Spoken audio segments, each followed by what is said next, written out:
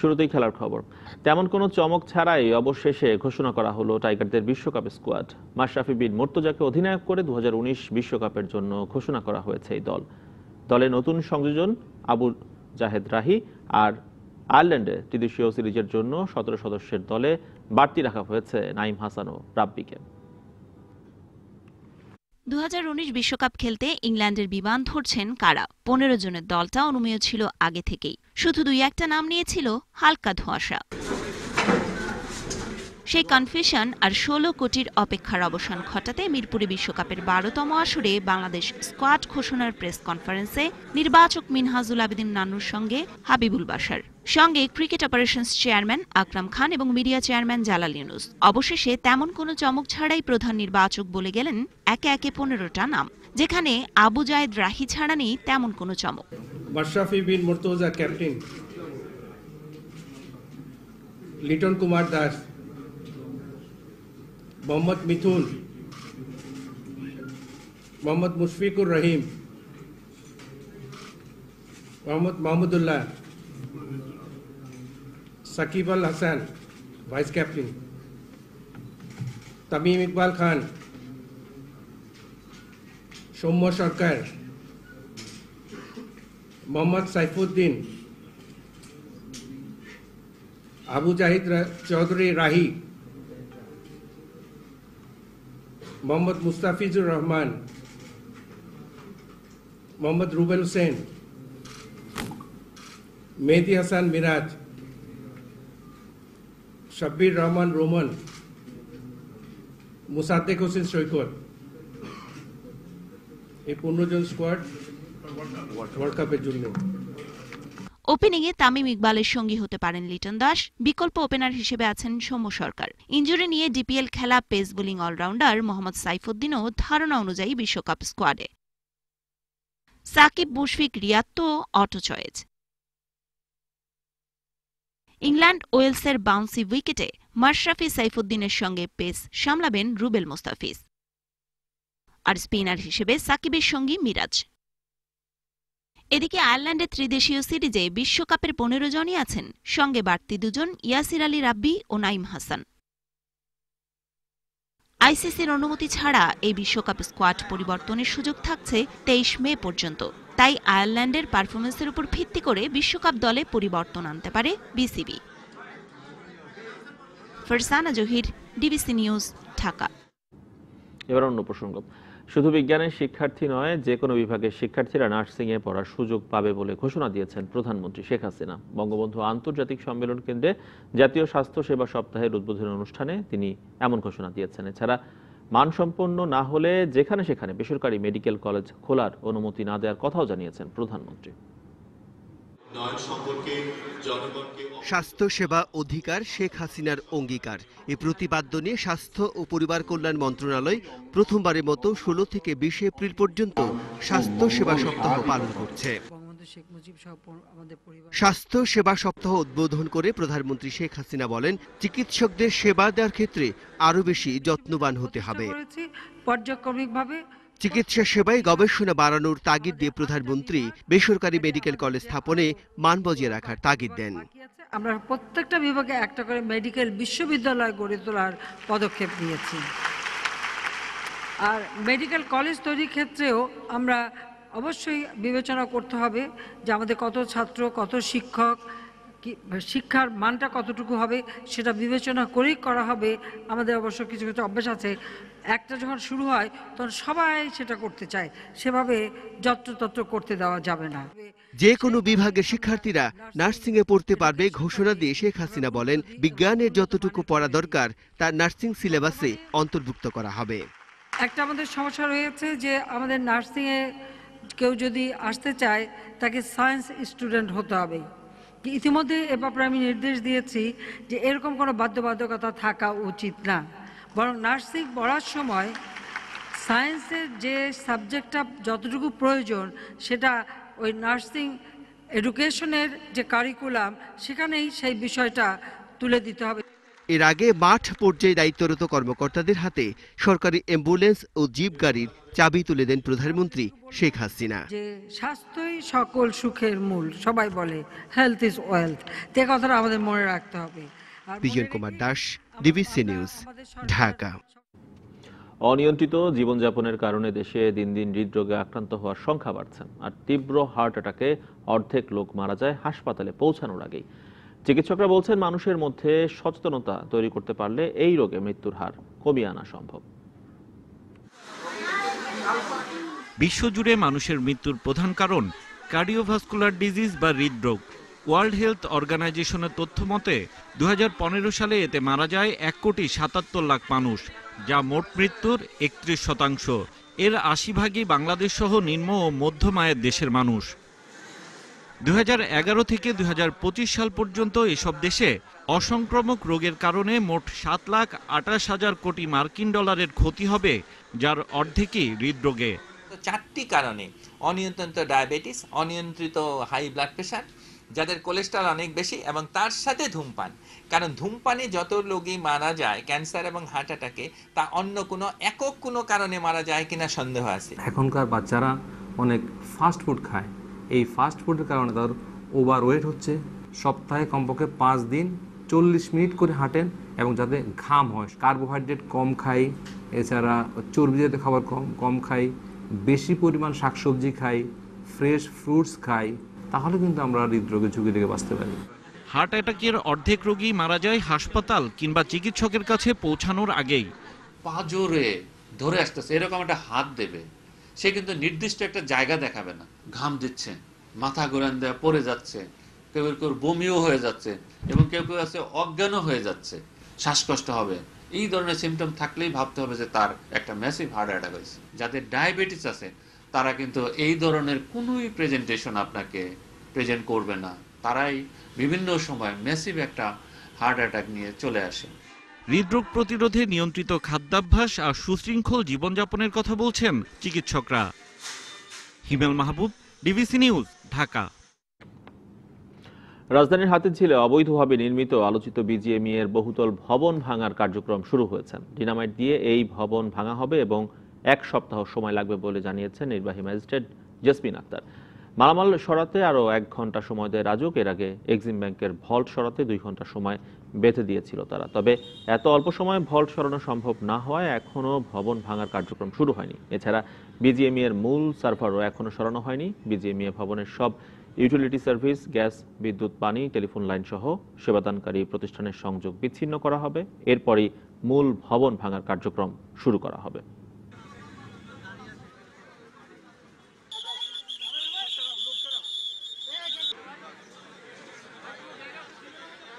Start করেছি, তাদেরকে 2 ঘন্টা সময় দেওয়া হয়েছে, তো এই যে তারা তাদের জিনিসপত্রগুলো নামিয়ে নিচ্ছে। প্রথম আমরা পার্ট বাই পার্ট খুলে নিব, তারপরে আমাদের মানে বলছে এটা একটু সময় লাগবে, তারপরে আমাদের যে অত্যাধুনিক ডিনামাইট ডিমোলেশনের মাধ্যমে আজকে থেকে আমাদের প্রস্তুতি পর্ব শুরু হয়েছে। আমরা 2 ঘন্টা দিয়েছি, আরো 1 ঘন্টা তারা চেয়েছে।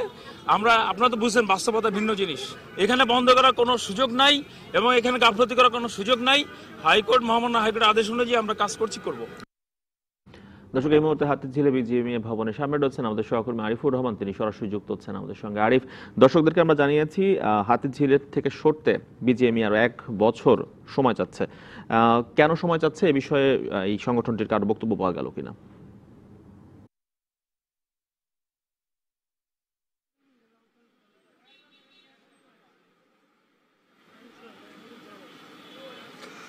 এই বিষয় আসলে এই যে আমি যেখানে আছি এখানে আসলে ভবন ভাঙার তোড়জোড় চলছে রাজুকের পক্ষ থেকে। এখানে বিজেপির কোনো নেতারা কিন্তু সকাল থেকেই নেই, তবে তাদের সাথে মোবাইল ফোনে যোগাযোগ করা হয়েছে। সেখানে বর্তমান যে সভাপতি রয়েছেন সিদ্দিকুর রহমান, তিনি বলছেন যে যেহেতু মূল সার্ভার সরানো হয়নি এবং অন্যান্য যে কাজকর্ম আনুষঙ্গিক জিনিসপত্র রয়েছে সেগুলো সরাতে 1 সপ্তাহের মতো সময় লাগবে। অন্যদিকে 1 বছর সময় চেয়ে যে আবেদনটি করা হয়েছে, তিনি সেই আবেদনটি মূলত করেছেন বিজেপির আগামী কমিটির যিনি সভাপতি, যিনি নির্বাচিত হয়েছেন রুবানা হক, এবং গতকালকে বর্তমান সভাপতি সিদ্দিকুর রহমানের সাথে কথা হয়েছিল, তিনি জানিয়েছিলেন যে যেহেতু তিনি এখন পর্যন্ত সভাপতি রয়েছেন সেক্ষেত্রে অন্য কেউ যদি বিজেএমই সভাপতির পদ ব্যবহার করে আদালতে আবেদন করেন তাহলে সেই আবেদনের আসলে কোনো গ্রহণযোগ্যতা বা আইনগত বৈধতা আসলে নেই। সেক্ষেত্রে কিন্তু এক ধরনের ইঙ্গিত আসলে পাওয়া যায় যে বর্তমান কমিটি এবং আগামী যে কমিটি তাদের মধ্যে এই ভবন ভাঙা বা ভবনের সময় পুনর্বিবেচনা করা নিয়ে এক ধরনের দ্বিমত বা মতবিরোধ কিন্তু তৈরি হয়েছে। যেহেতু বর্তমান সভাপতি সিদ্দিকুর রহমান মুচলেখা দিয়ে আসলে 1 বছর 10 দিন সময় নিয়েছিলেন, যেটি 12 তারিখে শেষ হয়ে গেছে, 12 এপ্রিল। তারপরে আজকে সকাল থেকে রাজুকের এই উদ্যোগ, তবে রাজুকের এই উদ্যোগ যেটি আপনিও দর্শকদের জানিয়েছিলেন যে 9টা থেকে বারবার বিভিন্ন দফায় দফায় সময় বাড়ানো হচ্ছিল এবং এখানে যে ব্যাংকটি রয়েছে এক্সিম ব্যাংকের কর্মকর্তাদের সাথে কথা বলে জানা গেছে যে ভল্ট সরানোর বিষয়টি আসলে 2-1 ঘন্টায় সম্ভব না এবং সেটি অন্তত 2 থেকে 3 দিন সময় তারা চাচ্ছেন। এবং যেহেতু রাজুকের কর্মকর্তা বলছেন বাস্তবতা তারা মেনে নিয়ে কাজ করবেন, সেক্ষেত্রে কিন্তু বলা যায় যে আজকে আসলে শুরু হবে কিনা সেই সন্দেহটা রয়েই যায়। অন্যদিকে আপনি এখন কিন্তু যে ছবিগুলো দেখতে পাচ্ছেন যে এক্সক্যাভেটরগুলো, এই এক্সক্যাভেটর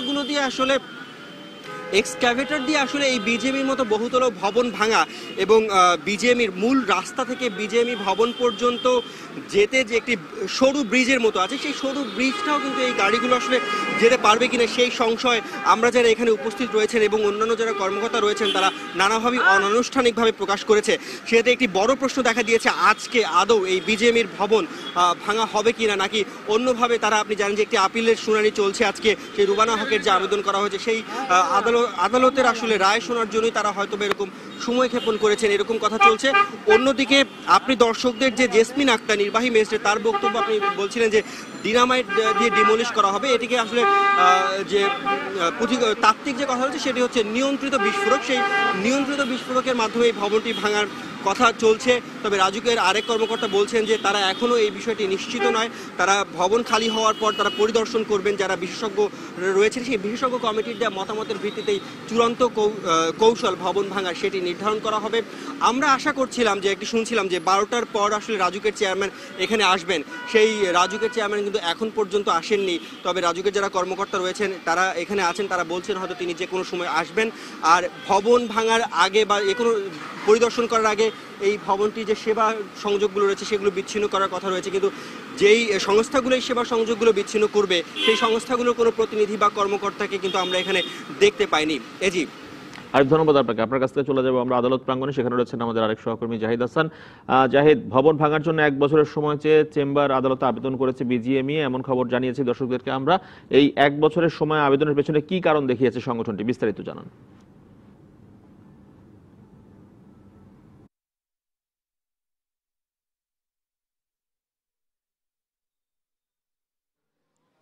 এ বিষয়ে তারা যে আবেদনটি করেছেন যে এই বিজিএমই ভবন ভাঙার বিষয়ে 2011 সালের একটি আদেশ ছিল হাইকোর্টের, 2011 সালের এপ্রিল মাসে যে এই ভবনটি 90 দিনের মধ্যে ভাঙতে হবে, সেই আবেদনের পরে কিন্তু তারা সেই রায়ের বিরুদ্ধে আপিল করেন। আপিল কিন্তু 2016 সালের 2রা জুন তারাও এই হাইকোর্টের আদেশটি বহাল রেখে বিজিএমই ভবনকে বিজিএমই কর্তৃপক্ষ এবং এই যে গার্মেন্টস ব্যবসায়ীদের যে সংগঠন এবং তাদের যেই ভবনটি সেটি ভাঙার জন্য নির্দেশ দেয়।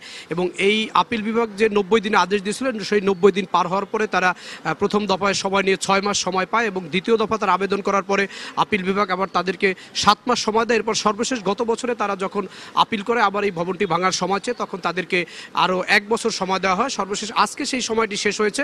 শেষ হওয়ার পরে সকাল থেকেই এখানে রাজুকের বিভিন্ন কর্মকর্তা এবং রাজুক এই ভবনটি ভাঙার তাদের যে প্রস্তুতি সেটি তারা শুরু করেছিল এবং এখন পর্যন্ত তারা যদিও ভাঙার কাজ শুরু করতে পারেনি, যেটি এখন পর্যন্ত জানা গেছে।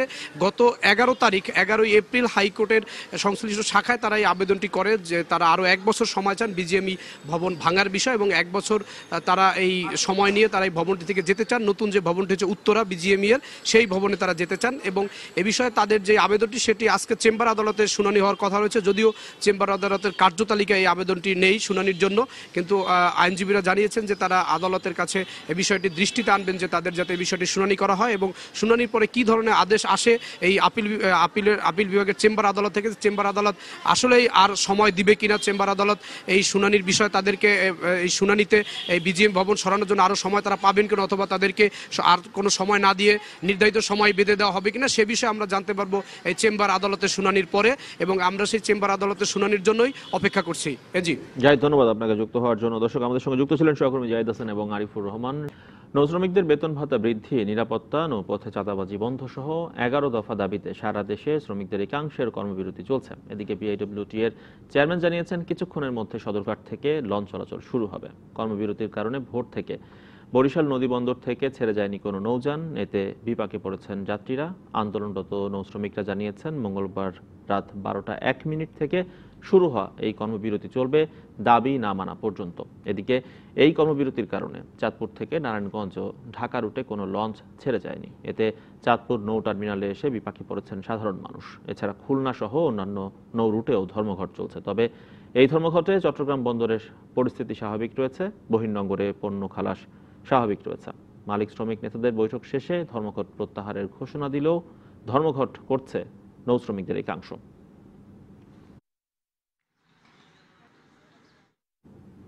দর্শক, নৌ পরিবহন শ্রমিকদের ধর্মঘটের খবর জানাতে বরিশাল থেকে যুক্ত হচ্ছেন আমাদের সহকর্মী অপূর্ব। অপু, আমরা দর্শকদেরকে জানিয়েছি কিছুক্ষণের মধ্যে সদরঘাট থেকে লঞ্চ চলাচল শুরু হবে। বরিশালের এখন কি অবস্থা? সেখানে এরকম কোনো লঞ্চ ছাড়ার খবর আছে কিনা?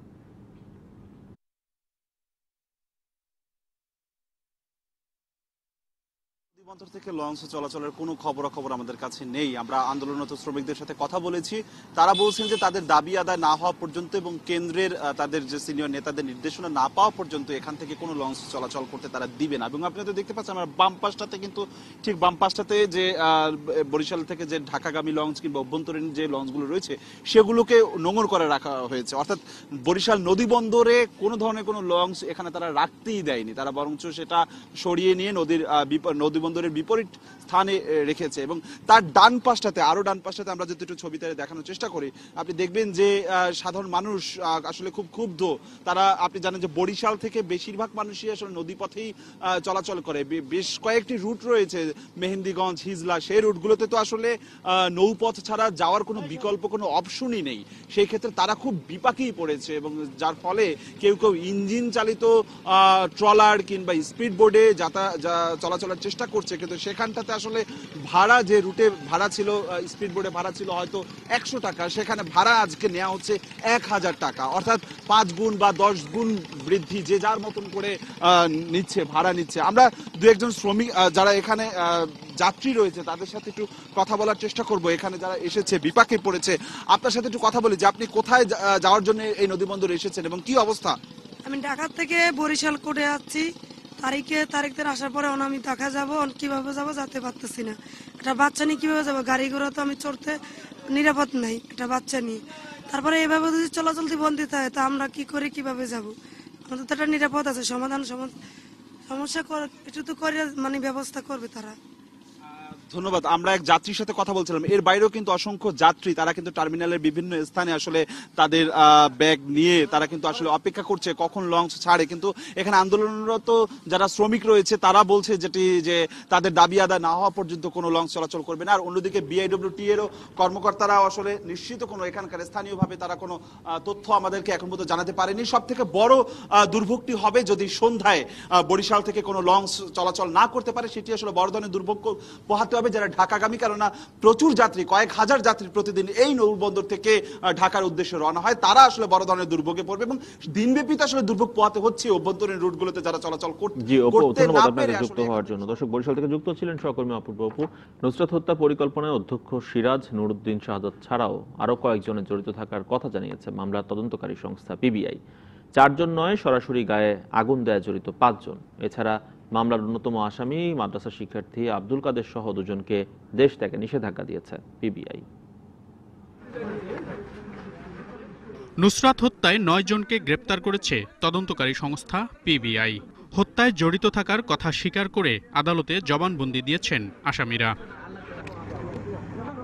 মামলার তদন্তকারী সংস্থা পিবিআই বলছে, নুসরাত হত্যার পরিকল্পনায় আরও কয়েকজনের সম্পৃক্ততা পেয়েছেন তারা।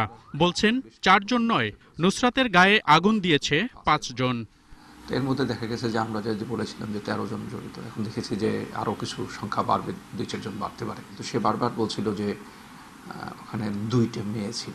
উদ্ঘাটন করতে পেরেছি সেটা হলো যে মেয়েটি যাকে সে শম্পা বলেছিল সেই তাকে ডেকে নিয়ে গেছে এবং সেও ওই ছাদে উঠে সেও এই আগুন লাগানোর ঘটনায়, আগুন লাগিয়ে পুড়িয়ে মারার ঘটনার সেও অংশগ্রহণ করছে।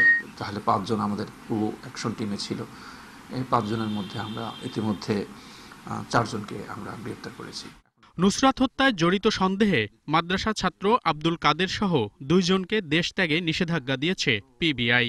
যে 5 জনের মধ্যে একজনকে যে রাফিকে আগুন লাগানোর ঘটনায় যাকে ধরতে পারি সেই মেয়েটি, আর একজন আসামি আছেন এখানে এফআইআরভুক্ত যিনি গ্রেপ্তার হন নাই। আমরা আপাতত মৌখিকভাবে 2 জনের কথা বলে রেখেছি, আর পুরো অন্যদের কথা আসতেছে, চেষ্টা করব ফরমাল চিঠি দিতে 2 জন সহ আরো অন্য যারা আছেন তাদের। হত্যা মামলা ছাড়াও অধ্যক্ষ সিরাজ উদ্দৌলার বিরুদ্ধে নুসরাতের দায়ের করা যৌন হয়রানির মামলাটিও তদন্ত করতে আবেদন করেছে পিবিআই।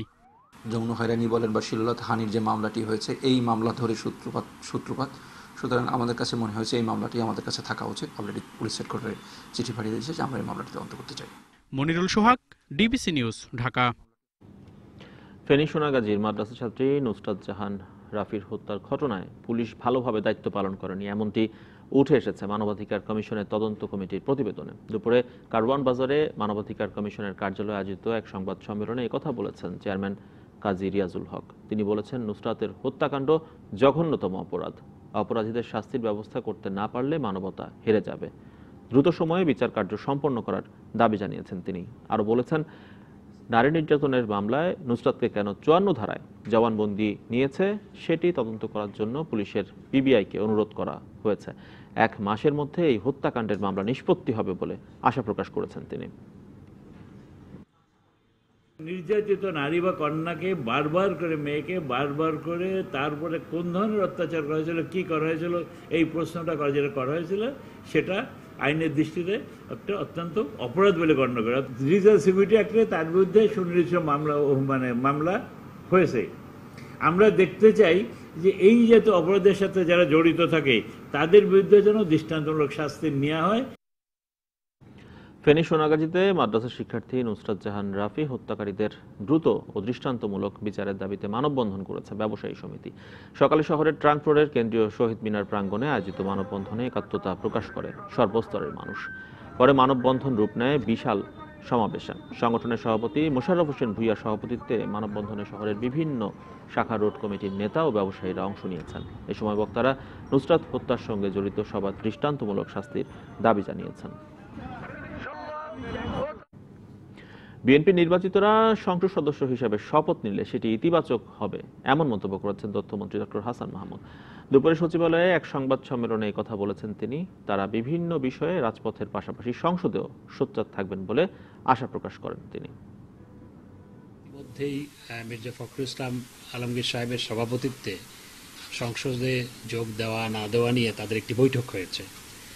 আমি মনে করি এটি অত্যন্ত ইতিবাচক। তাদের যারা ভোটার তাদের প্রতি সম্মানার্থে, গণতন্ত্রের ভিতকে সংহত করার স্বার্থে তারা যদি সংসদে যোগ দেয়, সারা দেশবাসী স্বাগত জানাবে, আমরা তো অবশ্যই স্বাগত জানাবো। বিএনপি চেয়ারপারসন খালেদা জিয়া প্যারোলে মুক্তি পেয়ে বিদেশ যেতে কোনো সিদ্ধান্ত দেননি, এমনটি জানিয়েছেন দলটির মহাসচিব মির্জা ফখরুল ইসলাম আলমগীর। দুপুরে জাতীয় প্রেস ক্লাবে ঢাকা সাংবাদিক ইউনিয়নের বার্ষিক সাধারণ সভার উদ্বোধনী অনুষ্ঠানে তিনি কথা বলেছেন। এ বিষয়ে যেসব গণমাধ্যমে খবর আসছে তা ভুল এবং ইয়েলো জার্নালিজম বলেও অভিযোগ করেছেন মির্জা ফখরুল। আমি খুব পরিষ্কার করে বলতে চাই, দেশনেত্রী বেগম খালেদা জিয়া কোনো প্যারোলে চিকিৎসার জন্য যাওয়ার কোনো সিদ্ধান্ত দেননি। দেশনেত্রী বেগম খালেদা জিয়া অসুস্থ, তিনি এখন পিজি হাসপাতালে চিকিৎসাধীন রয়েছেন। প্যারোলে মুক্তির বিষয়টি খালেদা জিয়ার একান্তই বিষয়, দলীয় নয় বলে বিএনপি যে বক্তব্য দিচ্ছে তা থেকে বোঝা যাচ্ছে খালেদার চিকিৎসা নিয়ে বিএনপি রাজনীতি করছে। জাতীয় স্বাস্থ্যসেবা উপলক্ষে সকালে কুষ্টিয়ায় এক অনুষ্ঠান শেষে এমন মন্তব্য করেছেন আওয়ামী লীগের ভারপ্রাপ্ত সাধারণ সম্পাদক মাহবুবুল আলম হানিফ। বাংলাদেশের সর্বোচ্চ চিকিৎসা স্বাস্থ্যসেবা প্রতিষ্ঠান হচ্ছে বঙ্গবন্ধু মেডিকেল বিশ্ববিদ্যালয়, যেখানে বেগম খালেদা জিয়ার চিকিৎসা করানো হচ্ছে। সেই জায়গাটায় তার প্রতি আস্থা না রেখে কোথায় তাদের আস্থা আছে? বিএনপি আসলে বেগম খালেদা জিয়ার চিকিৎসা নিয়ে তাদের মূল লক্ষ্য নয়, তাদের লক্ষ্য হচ্ছে চিকিৎসা নিয়ে রাজনীতি করার। চট্টগ্রামের সদরঘাট এলাকায় পোশাক কর্মীকে ধর্ষণ ও নির্যাতনের অভিযোগে 4 নারীসহ 6 জনকে গ্রেফতার করেছে পুলিশ। গ্রেফতারকৃতরা হলেন নিজামুদ্দিন, তার স্ত্রী তানিয়া, পপি বেগম, ফিরোজা বেগম, সোনিয়া ও লিটন। পুলিশ জানিয়েছে নগরীর মিস্ত্রিপাড়া এলাকায় মীর ফ্যাশন নামে একটি পোশাক কারখানায় কাজ করতেন ওই নারী। নিজামুদ্দিন নামে এক সিএনজি অটোরিকশা চালকের সঙ্গে ৯ মাস আগে তার সম্পর্ক হয়। প্রথমে বিয়ের কথা গোপন করে নিজাম বিয়ের প্রলোভন দেখিয়ে ধর্ষণ করে। ১ থেকে ৭ এপ্রিল পর্যন্ত মেয়েটিকে পশ্চিম মাদারবাড়ি এলাকায় আটকে রেখে ধর্ষণ ও নির্যাতন করা হয়। সোমবার রাতে মেয়েটির মামলা দায়েরের পর ৬ জনকে গ্রেফতার করে পুলিশ।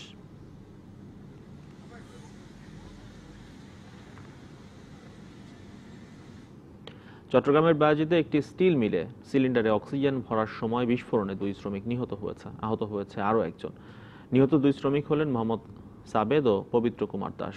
পুলিশ ও ফায়ার সার্ভিসের কর্মীরা জানিয়েছে সকালে নাসিরাবাদ শিল্প এলাকায় সিরাজ আনু অক্সিজেন লিমিটেড নামে একটি প্রতিষ্ঠানে সিলিন্ডার অক্সিজেন ভরার সময় বিস্ফোরণ ঘটে। এতে 3 জন দগ্ধ হন। হাসপাতালে নেওয়ার পর সাবেদকে চিকিৎসক মৃত ঘোষণা করেন, আর চিকিৎসাধীন অবস্থায় পবিত্র দাসও মারা যান। আহত নূর উসমানের শরীরের 10% মতো পুড়ে গেছে বলে জানিয়েছেন চিকিৎসক। চুয়াডাঙ্গায় ইট ভাটায় কাজ করার সময় মাটি চাপা পড়ে আব্দুল হান্নান ও বাবু নামে 2 শ্রমিকের মৃত্যু হয়েছে। সকালে দামুড়হুদা উপজেলায় শেখ ব্রিক্সে এই দুর্ঘটনা ঘটে।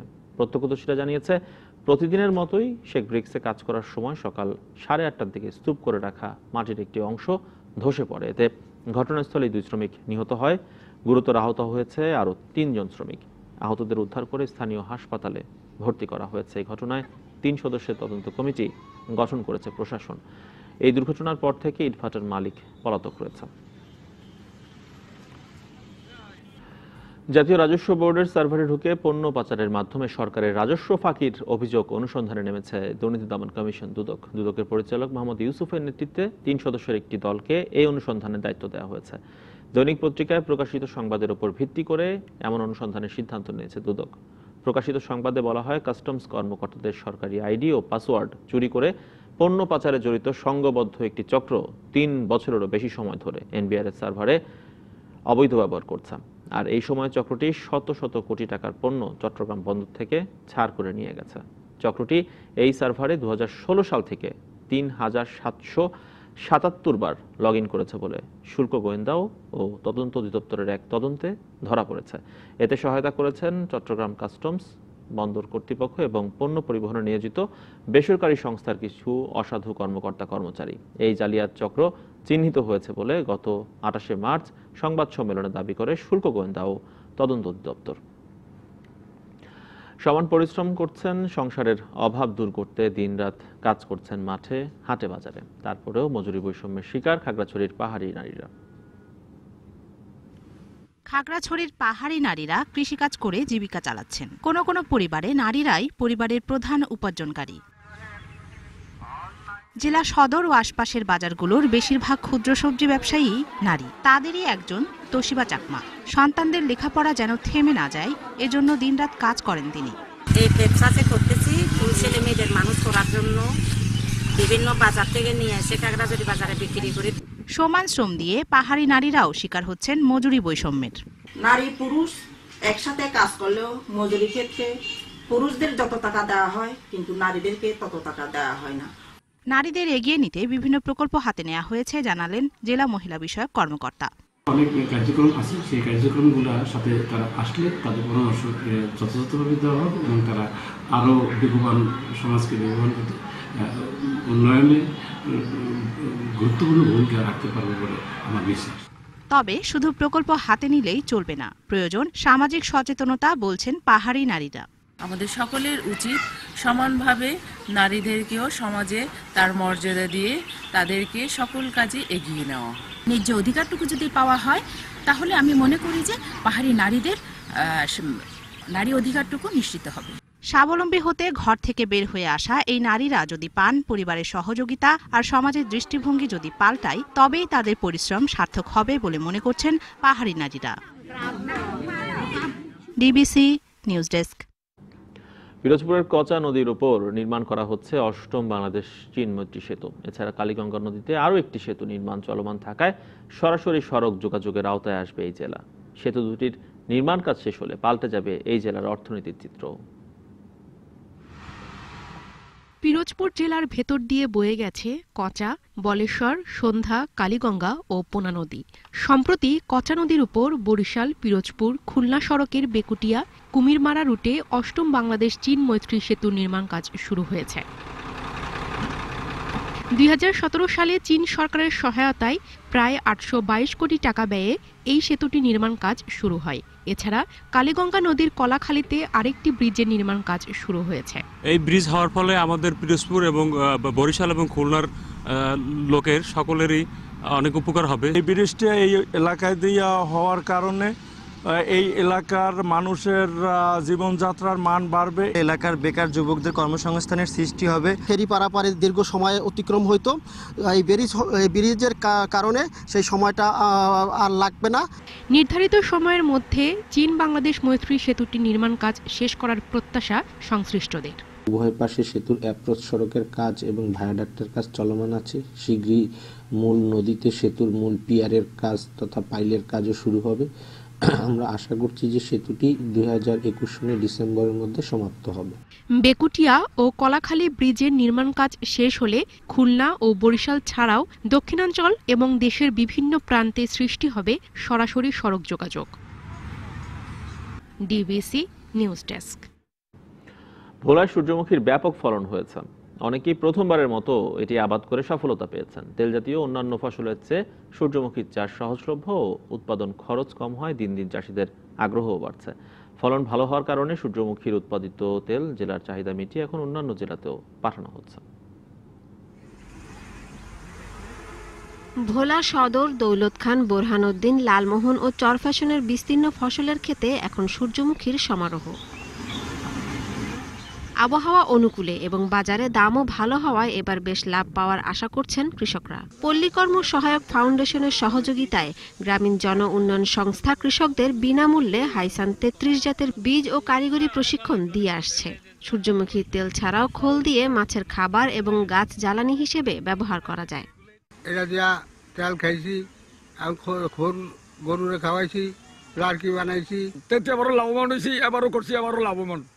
আমাদের দামও বেশি যায়, তেলও ভালো আর বিক্রি করলেও অনেক পয়সা পাওয়া যায়। সরষের তেলের তো অনেক দাম। প্রতি একর জমিতে ৯৬০ কেজি সূর্যমুখীর বীজ উৎপাদিত হয়। তা থেকে তেল পাওয়া যায় প্রায় ৪৮০ কেজি। প্রতি কেজি সূর্যমুখীর তেল বাজারে ২৮০ টাকা দামে বিক্রি করা যায়। সরকারি সংস্থার পাশাপাশি আমাদের বেসরকারি কিছু সংস্থাও সূর্যমুখী আবাদের বিষয়ে উৎসাহ দিয়ে যাচ্ছে। ফলনও গত বছরও ভালো হয়েছে, এবারও আশা করতেছি আবহাওয়া যেহেতু ভালো ফলন পাবো। কৃষি বিভাগের হিসেবে চলতি মৌসুমে ভোলায় ১৬ হেক্টর জমিতে সূর্যমুখী চাষ করা হয়েছে। TBC news desk. ধর্ষণ বা যৌন নির্যাতনের শিকার নারী বা শিশুদের জবানবন্দি এখন থেকে বাধ্যতামূলকভাবে মহিলা ম্যাজিস্ট্রেটকে নিতে হবে। মঙ্গলবার সুপ্রিম কোর্ট এক প্রজ্ঞাপনে এমন নির্দেশনা দিয়েছে। বিজ্ঞপ্তিতে বলা হয়েছে, একজন পুরুষ ম্যাজিস্ট্রেটের কাছে নারী বা শিশু ভিকটিম ধর্ষণ বা যৌন নির্যাতনের বর্ণনা দিতে সংকোচ বোধ করেন। এর ফলে এ ধরনের নির্যাতনের শিকার শিশু বা নারী ঘটনার প্রকৃত বিবরণ দিতে অনেক সময় ইতস্তত বোধ করেন, যার ফলে প্রকৃত ঘটনা আড়ালেই থেকে যায়।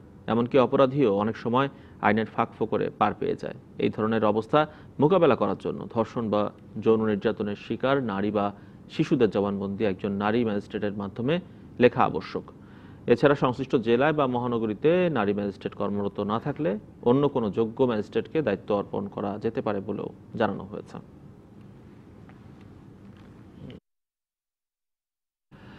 শিশুশ্রম রোধ, শিশু অধিকার সুরক্ষা ও অন্ধত্ব নিবারণের লক্ষ্যে চাইল্ড রাইটস অ্যাওয়ারনেস কনসার্টের আয়োজন করতে যাচ্ছে district children and infants international ও rights and might for children. আগামী ১৯শে এপ্রিল শুক্রবার বিকেল ৫:৩০ থেকে রাত ৯:৩০ পর্যন্ত এই কনসার্ট হবে রাজধানীর কৃষিবিদ ইনস্টিটিউশনে। এ উপলক্ষে সকালে গুলশানের একটি হোটেলে সংবাদ সম্মেলনের আয়োজন করা হয়। এতে জানানো হয়, কনসার্টে গান গাইবেন সাবিনা ইয়াসমিন ও হাসান আবিদুর রেজা জুয়েল। সংবাদ সম্মেলনে ২ সঙ্গীত শিল্পী ছাড়াও উপস্থিত ছিলেন ডিবেট ফর ডেমোক্রেসির চেয়ারম্যান হাসান আহমেদ চৌধুরী কিরণ, ডিসিআইয়ের প্রতিষ্ঠাতা ও নির্বাহী পরিচালক এহসান হক। দর্শক, এই ছিল এখনকার মতো। পরের খবর নিয়ে আসছেন সুরভি আলম তরুণী। ডিবিসির সঙ্গেই থাকুন ২৪ ঘন্টা।